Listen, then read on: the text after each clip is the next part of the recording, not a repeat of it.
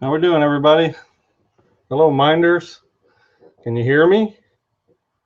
You guys are my guinea pigs today. Let me know what's going on, okay? First time I've ever done this. I'm a little early. Can everybody hear me? Can everybody see me? Okay, perfect. Thank you. That's what I need is your feedback. And I know it's kind of annoying when somebody looks to the side of the camera, but I'm looking at the chat just to see who responds and what people say. So bear with me. I'll try to look you guys in the proverbial face as much as I can. Wow, here comes everybody. Paraguay, Portugal, oh my word, Germany. Welcome, guys. This is fun, right?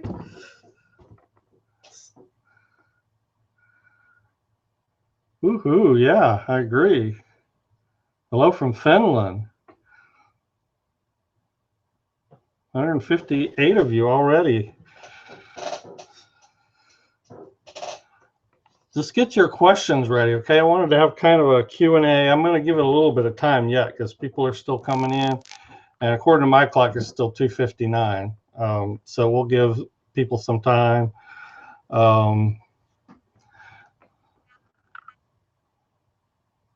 You're welcome, Amy Louise.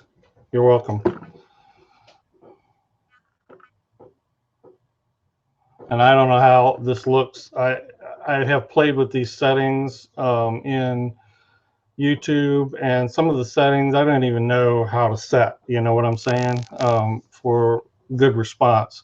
I was really nervous to do this technically because we have kind of a slow internet connection, and you know I'm on the opposite end of the house from the router. So back here in my studio, sometimes the Wi-Fi router connection is not great, but sound is great. Awesome. Montana, love it. New York, man, these are going by so fast. I'm not gonna be able to respond to them all, but keep it coming. Thank you, Beverly. Thank you, Nada.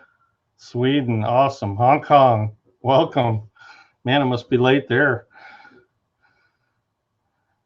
Arkansas, Illinois. Wow, this is all just streaming by quick.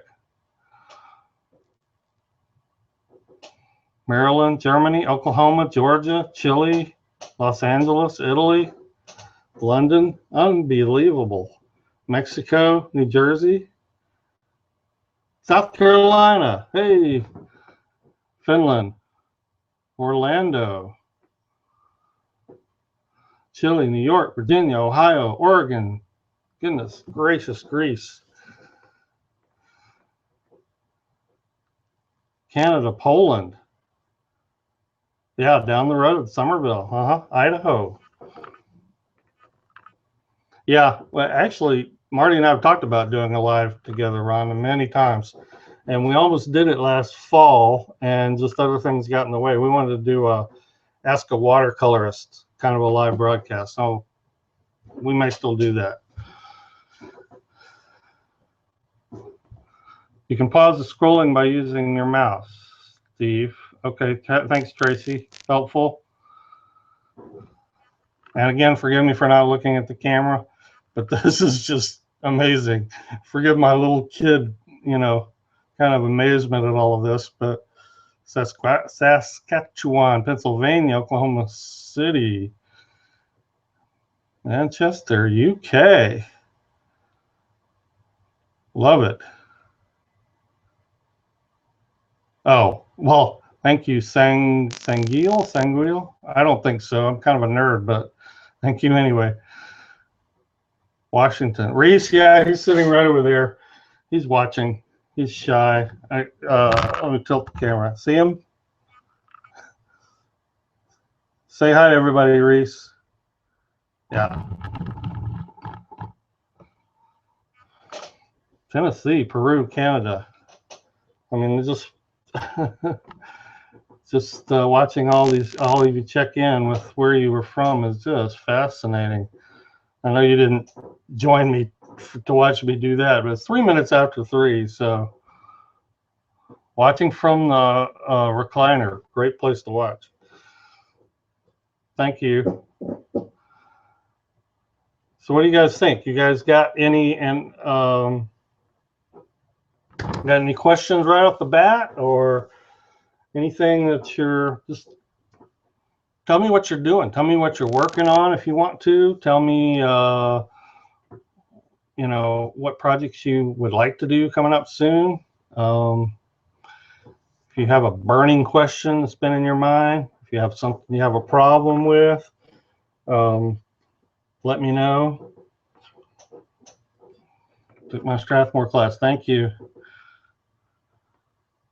Yeah, silver brushes are a blend of squirrel and synthetic. Okay.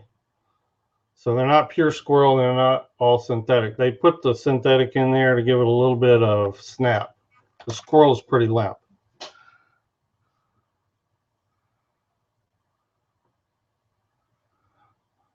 Good dagger brush for oils, I really don't know. I don't even own a dagger brush. Negative space painting. Fun, fun, fun. Brenda Swenson, one of the best.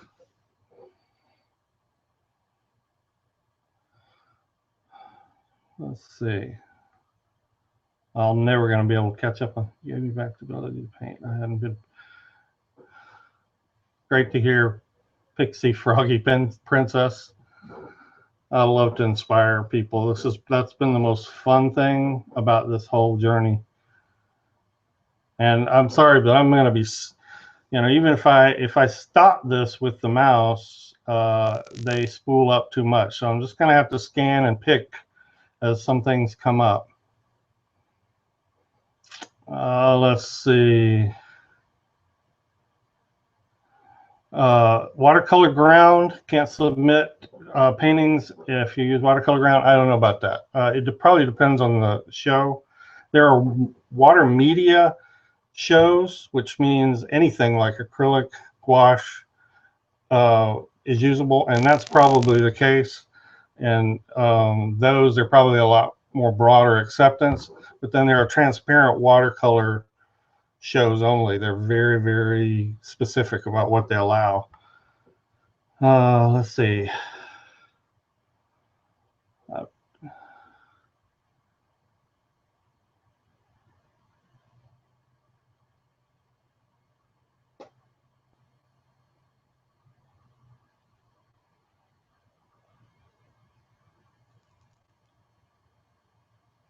You think anyone can learn to draw and paint well with expression? Yeah, if you practice at it. You know, I was just having a discussion with somebody on email not too long ago, how they love to paint and draw tight, but they really would like to learn to be more loose and expressive. You know, we had that whole rant video and everything about tight versus loose. I always recommend that beginners, especially if this is what they're comfortable with, paint and draw very tightly, because that teaches you over time as you get better. I mean, it's just the easiest, most natural thing usually to paint and draw representationally. And as you learn values and shading and, you know, getting everything right, you start to see ways, sometimes ways that people have not even been able to teach you or might not be able to teach you, to drop out details that are unimportant.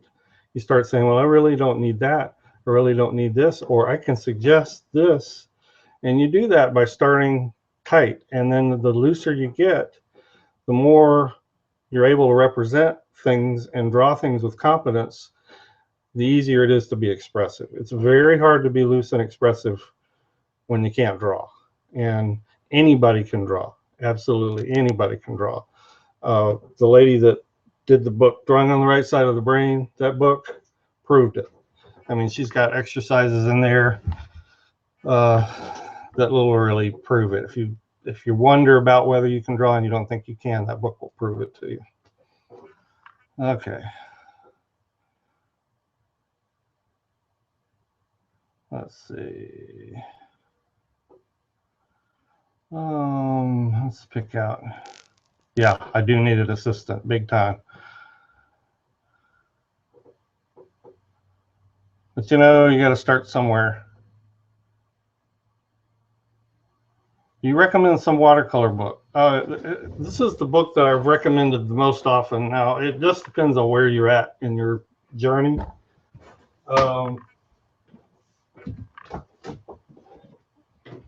This is just like a good encyclopedia.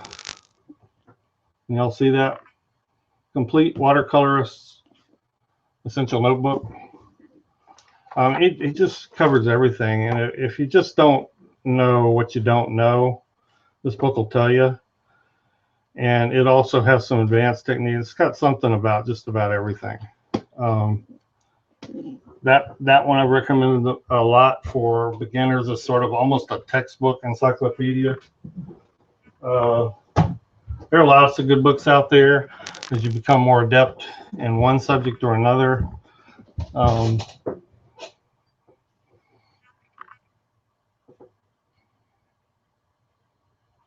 Other than black velvet brushes, can you recommend the other fab ones to you? Yeah. My three favorites right now that I've been using: silver brush black velvets, of course. Number one, a lot of times I need a stiffer brush. Now these, somebody mentioned it earlier, these are squirrel mixed with synthetic, and squirrel tends to be limp. The synthetic gives it a little bit of snap, but you still sometimes want a snappier brush. I usually go to the Da Vinci Cosmotop Spin. That's a great brush, just pure synthetic, but it's a high quality synthetic, and I really love it. Really love it. What else? And the other one is the Princeton Neptune. Princeton Neptune is a synthetic squirrel, so it's similar to the silver brush black velvet, and its consistency and its snap and spring. It may have a little more spring, but it's very soft. But it's all synthetic, it's completely synthetic. Back in January when I was in Arizona, I picked up a Mimic Kalinsky, which is a Jerry's Artorama brand, and I like it a lot. I like it a whole lot. It does mimic sable really well.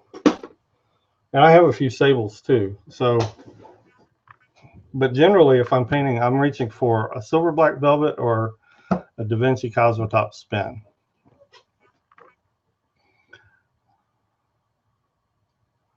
Let's see.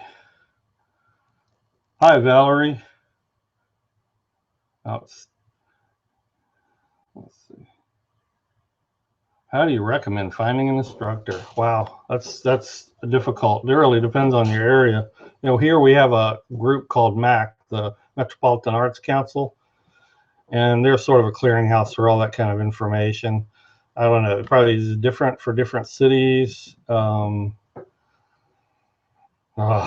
goodness, it's just going to vary depending on where you are, where you go. You can check craft stores, art stores. Depends on, you know, what level. If you're at a beginner class, you know, if you're looking for professional level workshops, you can look in watercolor and art magazines. There usually a lot of them are advertised in there. Have you ever had your work in a gallery? Yes, it's been years. I sort of got out of fine art early in my career and just kind of threw myself totally into design and illustration. I mean, that's an all-consuming kind of a business, and I only got out of it to start this channel. So I'm just kind of dipping my toe back in the water. I know nothing about the gallery scene around here, and I'm trying to find out little by little. When you're in the commercial design illustration arena, you're in a whole different world. I mean, a whole different world. And you know, I got burned out on it, but I'm looking maybe to, first of all, I got to build up a nice portfolio of finished art to do that. And the first thing I want to do is maybe enter some shows, just single pieces, till I can build up, you know, a big enough collection of stuff. So right now, currently, no, I'm not in a gallery. Let's see, tube versus pan. They're both great. Pan paints cost more because they're more expensive to manufacture. If you get a good tube paint, you can fill pans with it. You got to be careful because some of them dry real hard and then they crack and fall out. M. Graham, which is my favorite, doesn't do that because it's so sticky. So that makes a good pan paint as well. But in use, I've never found a difference. You know, it's really more down to brand and how different. Blue paper towels, yeah, these are actually automotive type shop towels. This is my little blotter setup. I learned this from a couple artists.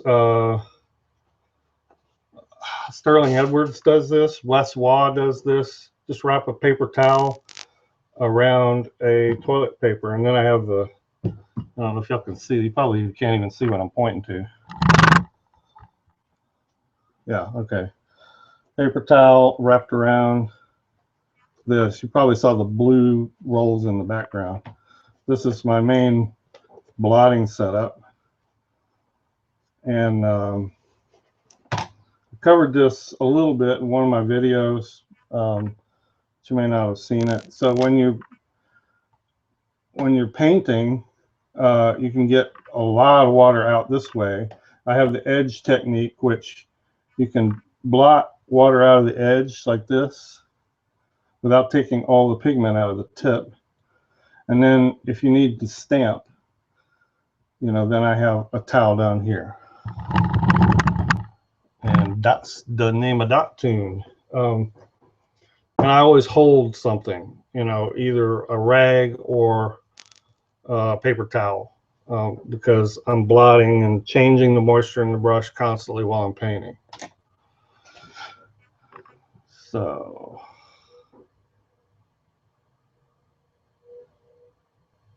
I don't have classes. My first foray into that sort of realm has been to put some workshops. I've got 2 workshops on Skillshare now. I've got another one in process. This guy back here, I'm working on it. In fact, it's all shot. I just have to do the voiceover, and I'm trying to get into that kind of vein little by little.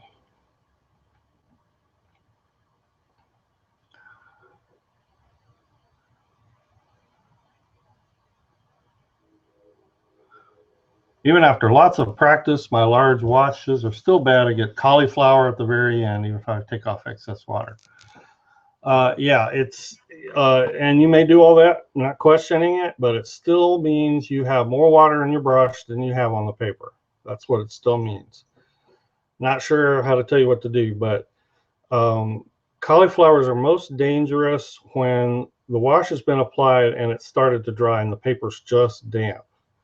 So you may be thinking you're getting all the water out of the brush, but it's drying apparently faster on the paper than you realize. Your brush has got to be drier than the paper. That's the only way. And you get to a no paint zone unless you're trying to create a cauliflower intentionally. You get to a no paint zone. It's usually after the sheen of water is gone and it's no longer, the paint's no longer flowing and it's got a dead flat look, but it's still very damp. That's usually the danger zone.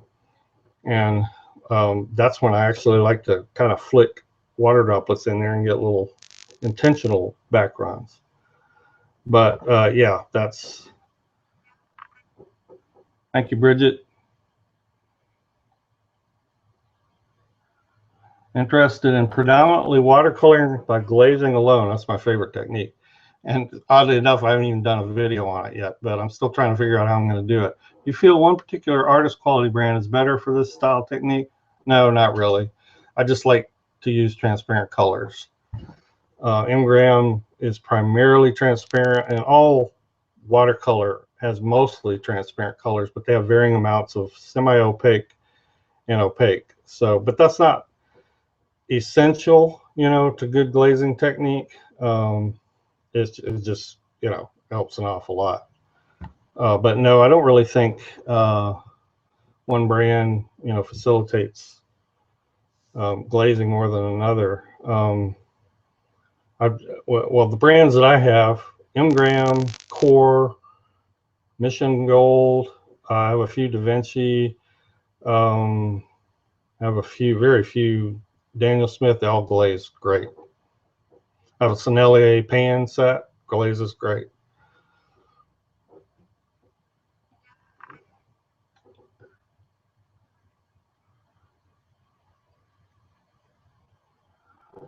Do you recommend wetting the backside of the paper to keep it wet longer? Not specifically. I'm not saying it doesn't work. I just don't do it.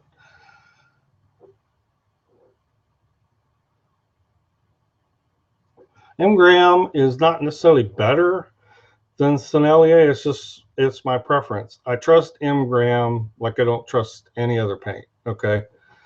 I'm familiar with Ingram. You know, sometimes favorites just come down to it never lets you down, you know, and that may be true of a half a dozen other paints. I can't get Sennelier anywhere except to order them.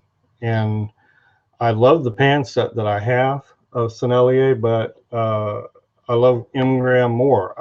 I think I love the honey formulation. That's unique. You know, Sennelier I know does that too, but it's very prevalent in Ingram, and I just love that. Absolutely love that. I have met Art Graham, the founder. He is passionate, absolutely passionate about the pigments that he picks. And I went to kind of a lecture Q&A with Art Graham, and there is not a question about paints or pigments that that man can't answer. And, you know, of course, you would think that that would be the case. But he shops around for pigments. What a lot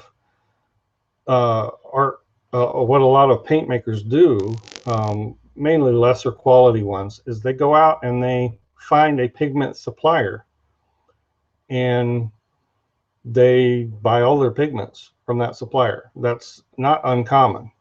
He shops around for his pigments, and the illustration he used was ultramarine. He goes to the best, what he considers the best supplier of ultramarine that there is, and then he may shop around. So it'd be like you go into the grocery store and say, you know, I'm going to buy my fresh produce from this place, I'm going to buy my meat from this place, and I'm going to buy, you know, who does that, right? Some people, I guess. But that's kind of what they do at Ingram. They're very passionate about it. It's also my favorite because my local art store carries it.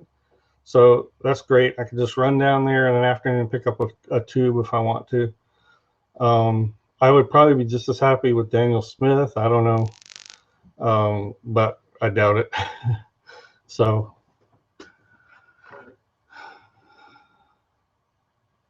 hey, Alan, glad to hear it. Is 300 GSM enough? Yeah, that's what, 140 pound? Yeah, that's fine. I do the majority of my painting on 140 pound.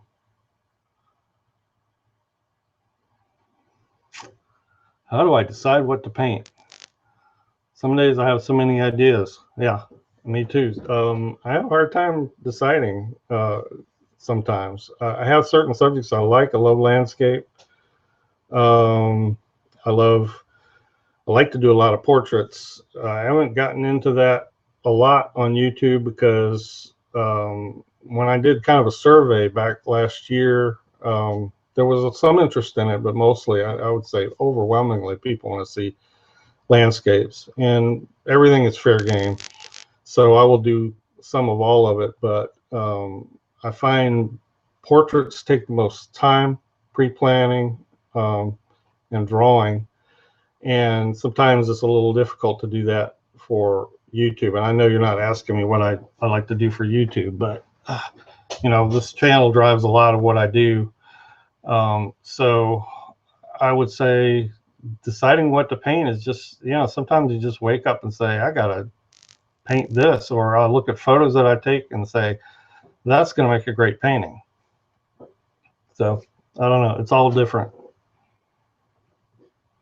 What does wash mean? Wash is just the application of paint, nothing more than that. I think it probably differs from wash from a glaze, which is a drier kind of approach, you know, like more like a dry brush or a glaze. A wash is usually when you're putting down a big kind of wet pool of water. That's a wash.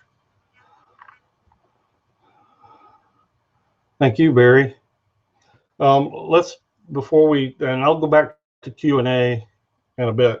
One of the things I want to do is show you 3 new brushes I found.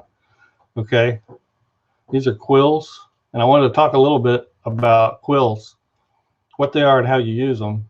But these are 3 new quills I bought.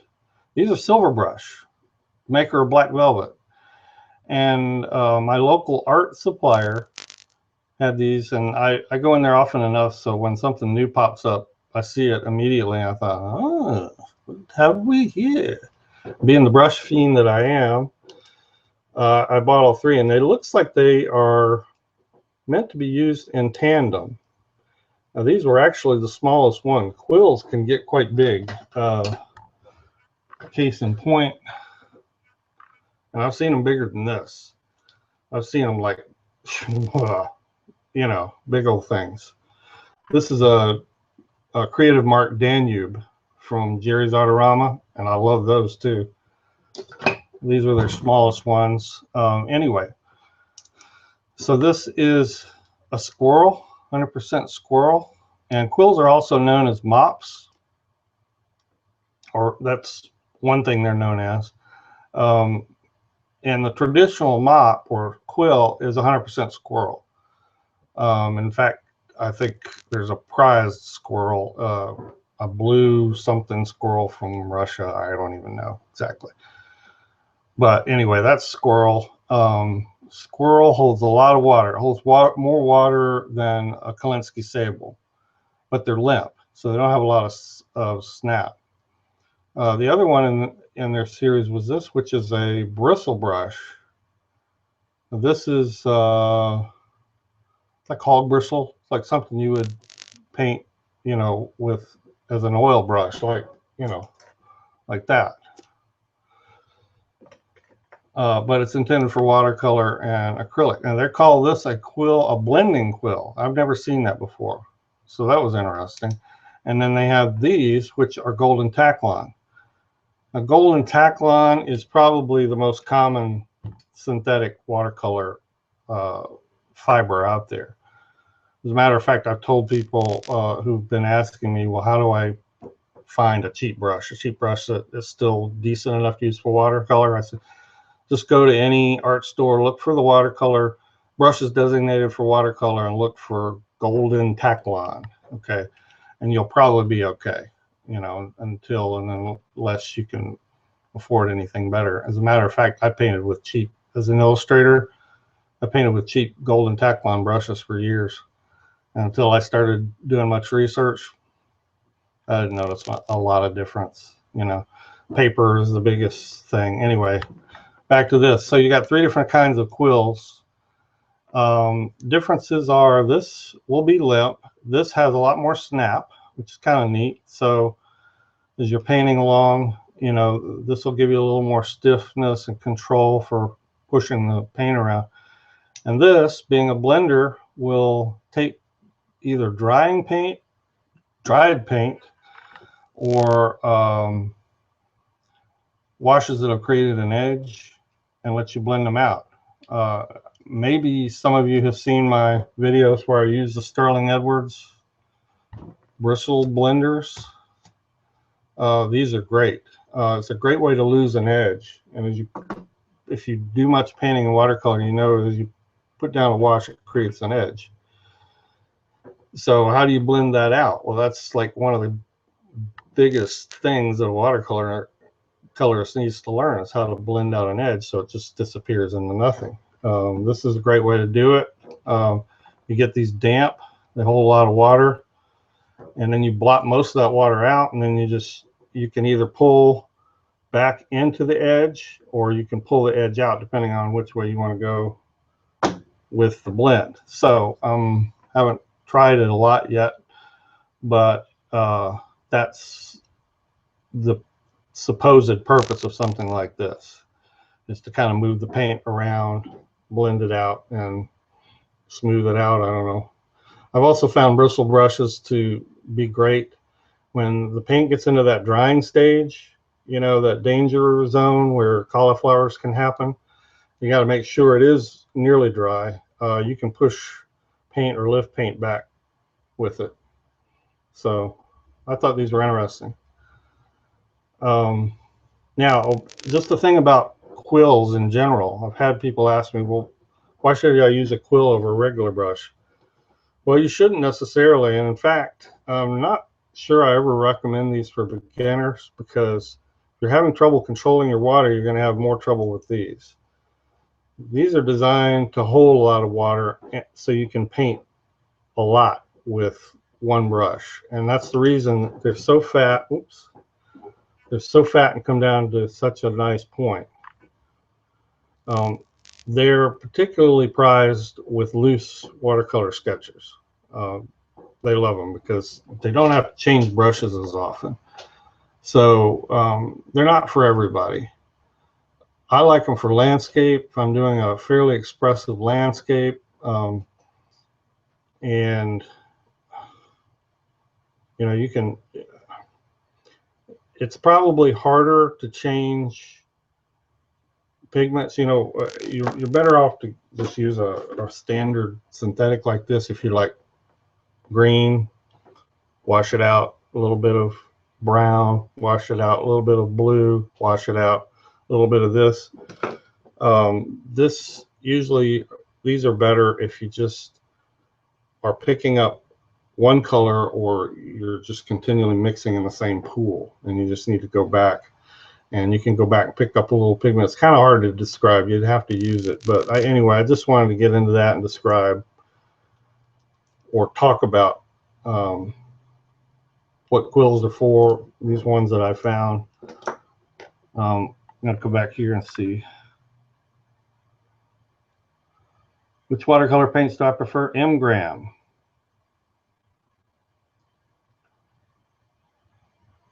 What is an Eradicator brush? Don't know. Not, at least not by that name. I'm not talking about a scrubber, are you? This is a scrubber. Extremely stiff, like toothbrush stiff. You got to have great paper, like Arches or the new Stonehenge, or really any good paper, because it will actually, it's like almost sands off the paper. Maybe that's what an Eradicator brush is. How do I feel about gouache? I love it. I don't use it a lot.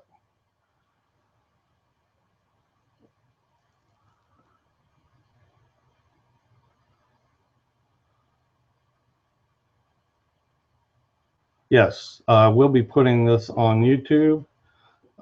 Sure, I will list those brushes, Pamela. And your paper be too wet?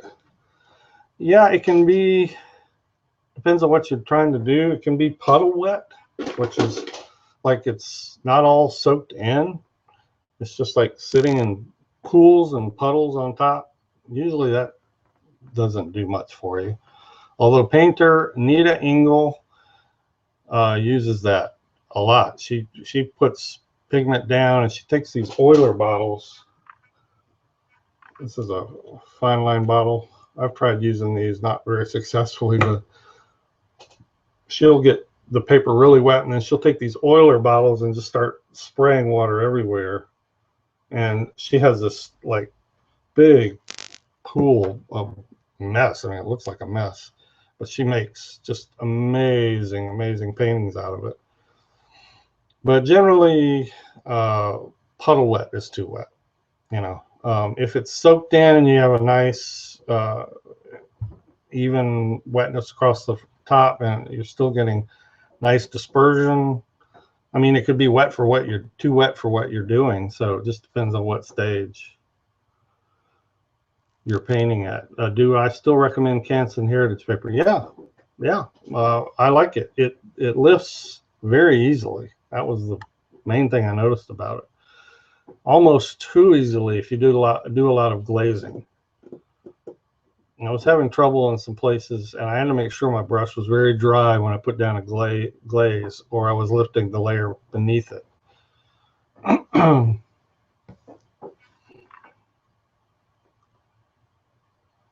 I have Mission Gold pigment set. Have found some colors don't seem to mix.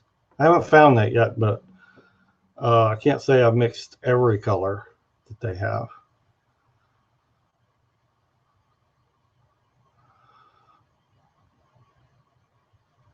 Is Schmincke watercolor worth the high price? Not in my opinion. Excuse me. Not in my opinion. The high price, at least in the U.S., is due to availability, I think, and distributorships. Now, Marty Owens over at Marty Owens, his YouTube, that's his favorite paint. And as a paint, I can't fault it. I don't have any problems with Schmincke. I have some of a pan set that I barely use, and I don't have any problems with it, but it is extremely high price. Every place that I price it and try to get, it's like, it's not worth it. Not to me. It's not worth it to me.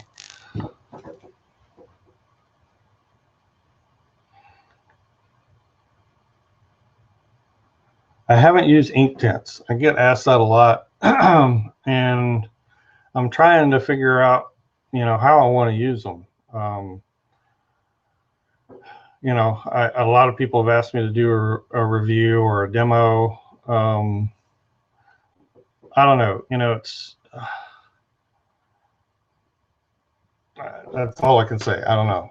I don't know why I haven't used them yet. I don't know. I've actually been sent some samples and have fiddled with them a little bit. They're okay. I would probably use them as a line, sort of a line and wash technique. I wouldn't use them in my normal painting because they're permanent once they dry, like ink.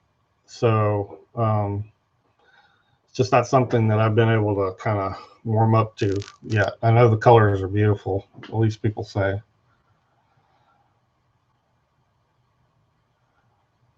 All right.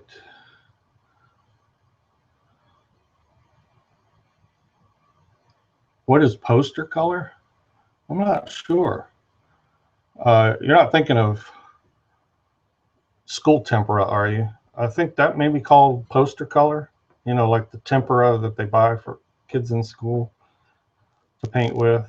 Remember the old grade school finger painting, and kids would paint posters, I guess. I don't know. Is that what you're thinking of? It's a tempera. It's like a cheap gouache. Thank you for all you do. You're welcome, Katie. What's the brush with the transparent handle? I don't know. Transparent handle? I don't know. I don't know what you saw. Sorry.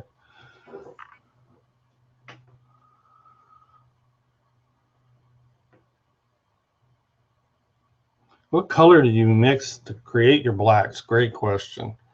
A no-fail black is usually sepia and Payne's gray, but sometimes I like to get it a little richer.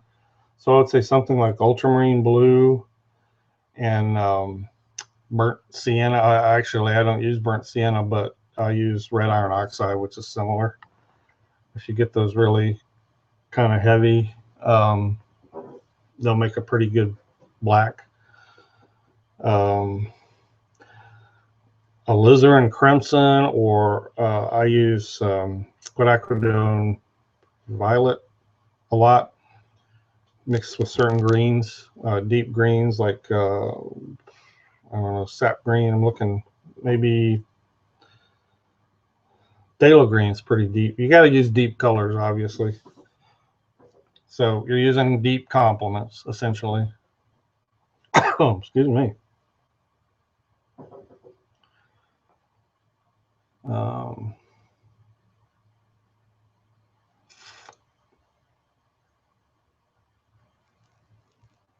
What is my favorite orange? Probably Pyrrole orange. I'm looking at my palette. You can see me staring over here. I'm looking. This is my full M-gram palette, and I also have some dishes where I have limited layouts of color. This is actually, I own even more M-gram than this, but these are the ones I mostly use. But Pyrrole orange, have it right up here next to quinacridone red.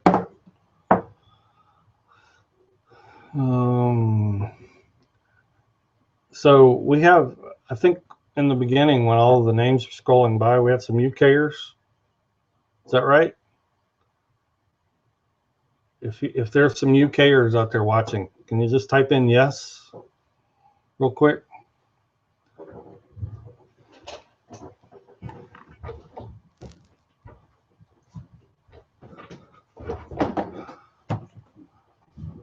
No, that palette is plastic. It's a excuse me, it's a Magello. Yes, yes, yes. Okay. Hey, Andy. I recognize Andy as a frequent commenter on the channel. Yes, yes, yes. I just want to say to the UKers, you guys know how to produce a watercolor magazine. This is awesome. I mean, this is freaking awesome. This is the one we produce in the States. And I don't know if there are any other watercolor magazines out there. But this one comes out 4 times a year, and it is never disappointed. I have to pay $15 for it over here, but it is a fantastic. I mean, glossy pages, but the artists that they find are usually artists that you don't see that often, and they introduce new artists all the time. This book, I end up buying. I don't subscribe to either one of them, but I probably buy one out of every 3 of these. Sometimes they do good articles, and usually it'll just be one. I mean, if I get like, see this, I bought this one because of Catherine O'Neill, like Catherine O'Neill. And I think there might have been another, yeah, it's got an article on John Salomon. He's a great urban painter. If I get 2 good articles in here for the artists I like, I feel lucky. This one on the, however, I buy almost every issue. I should subscribe. Just wanted to say, you cares, if you get a chance and you haven't seen this magazine, you should get it. Just full of a lot of inspiration and good information. The publisher, you know, it's odd because it says printed. I buy these at Barnes & Noble, but it says printed in the UK. When I look at the publishing block, it has a lot of information about being printed in France. So I'm not sure I get that.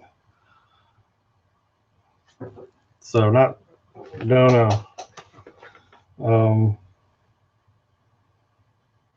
It doesn't immediately say the name of the publishing company. It's a long, small publishing block. Anyway.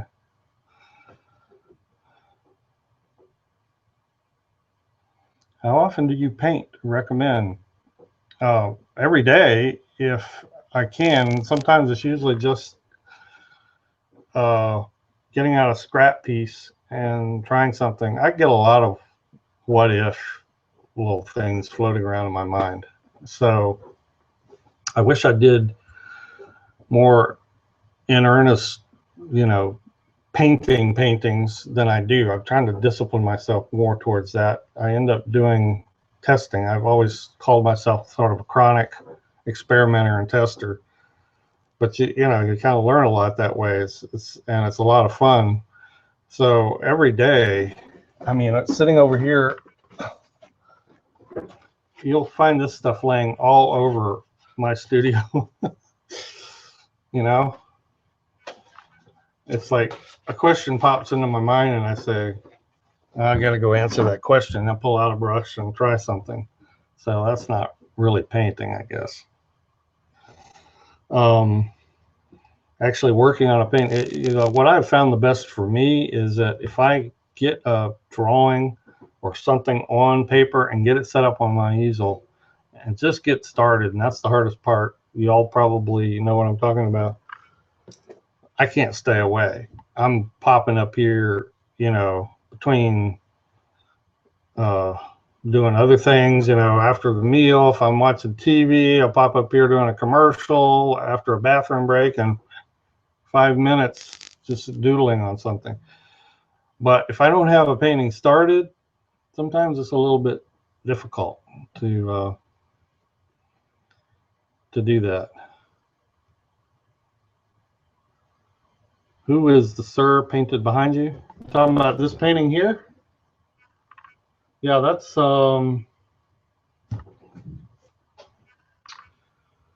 I take a lot of, I love history. I like to do a lot of history painting. I take a lot of photos at reenactments. Being in South Carolina, we have a lot of Revolutionary War history, some Civil War history, although I'm in the upstate, most of the Civil War stuff is going on. It's down near the coast. But in this area, a lot of Revolutionary War history happened, and so you have a lot of events at the national battlefields and some of the historical areas around here. You get reenactors, you get sort of festivals. A big one we have every October is called Festifall, and I took that photo. I probably got 500 photos, you know, of characters like that, and I love to paint them because they're real interesting people. And the people that do these reenactments are just great. I mean, they're just really interesting people, and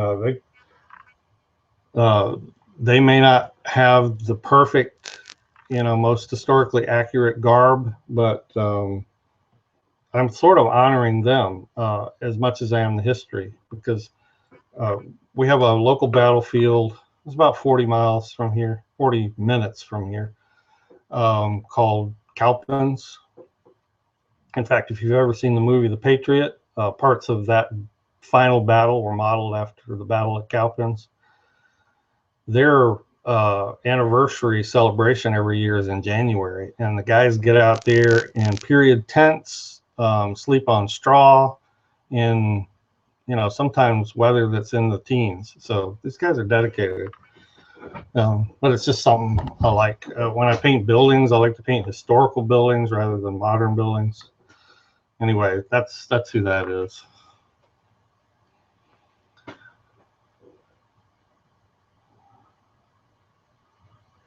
Yeah, actually, I have considered writing an art book. I want to do one on glazing.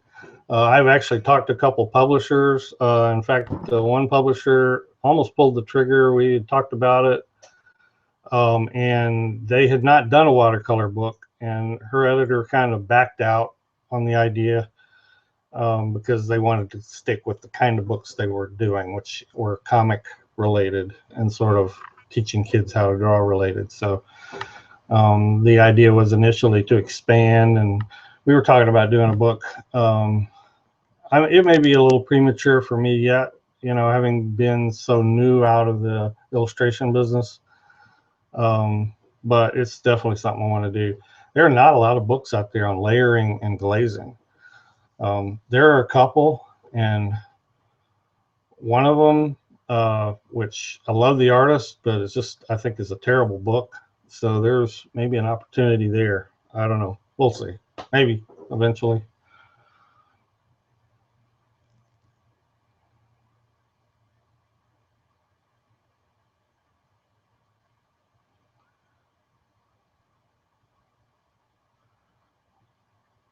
Well, guys, we've been going at this for about 45 minutes. Have you ever used some of the special surface stuff to turn different objects into a watercolor surface? Oh, you mean like ground? Yeah, I have used ground a little bit. I actually bought some watercolor canvas. I have an episode where I did a painting on watercolor canvas. So, but I haven't done it a lot. I haven't used ground much at all.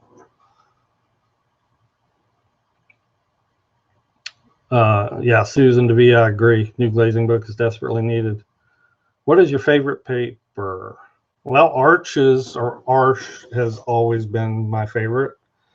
It's just a standard you can count on. The new Stonehenge looks very, very promising, and I'm kind of hesitating to get too enthusiastic about it because, you know, I just don't want to, like, down the road say, oh, well, I didn't know this about the paper, and it lets me down.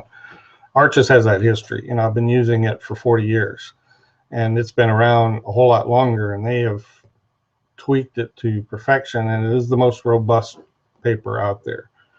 So Arches, or Arch if you prefer. If you had to pick one, would you go with Sennelier or Mission Gold, and why? If I had to pick, probably Sennelier, but not because it's better. Mission Gold's just new. It's like in the same camp with Stonehenge paper. It's a new kid on the block, and still some unknowns. You know, it just needs to prove itself in the long haul. Sennelier, rich tradition of dependability and good performance. I don't stretch my paper unless I absolutely have to. I usually have to be painting that big. That one is stretched. This, by the way, is a commercial stretcher. You see these bars? You wet the paper and you spread it over there, and then these bars press in to the grooves. I knew I wanted to do some splashy washes, but I wanted a lot of detail, and I didn't want a lot of buckling. So the only time you need to stretch is if you're afraid the buckling is going to prevent you from doing something you want to do. Most people will just paint right with the buckling and everything, and usually buckling doesn't become a problem until you get into larger sheets like that. And it only becomes a problem even then if you're getting some substantial valley. You need, let's say, a smooth wash, but the valleys, the pigment in the water will settle into those valleys, and you're not going to get a smooth wash. So you have to do one of two things. You just have to, and you will get a little bit of buckling even when you stretch, just not as much. But if you don't want to stretch, then what you're going to have to do to keep that wash smooth, and it's a bit of a pain, is kind of pick it up and keep doing this until it evens out and stops flowing. So it's never necessary to stretch. It's never essential. There's never a time where you say you can't paint that until you stretch it. Not so. Now, there are some people that paint on 90-pound paper, and you're going to find it'll give you fits if you don't stretch it, but very few people, I think, paint on 90-pound unless they're in a watercolor sketchbook or painting on very small pieces. So, no.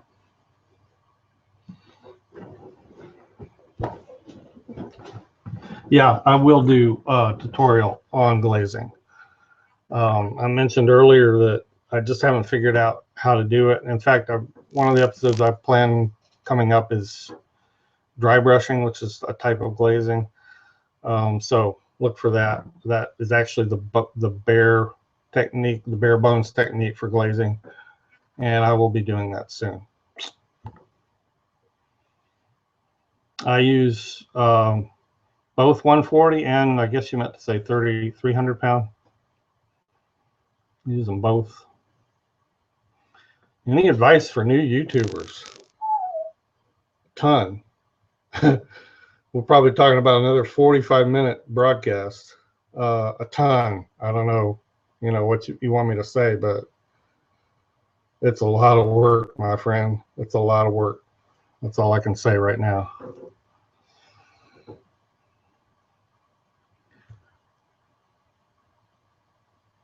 Well, guys, we're going to go ahead and close out here. We've been streaming for almost an hour, about 55 minutes. This was so much fun. I hope you guys enjoyed it. Thanks for so many people watching. Right now, there's 359 viewers. I think at one point we had close to 400. And I'll definitely do this again. Definitely do this again. We'll see you guys. I really enjoyed it. Take care.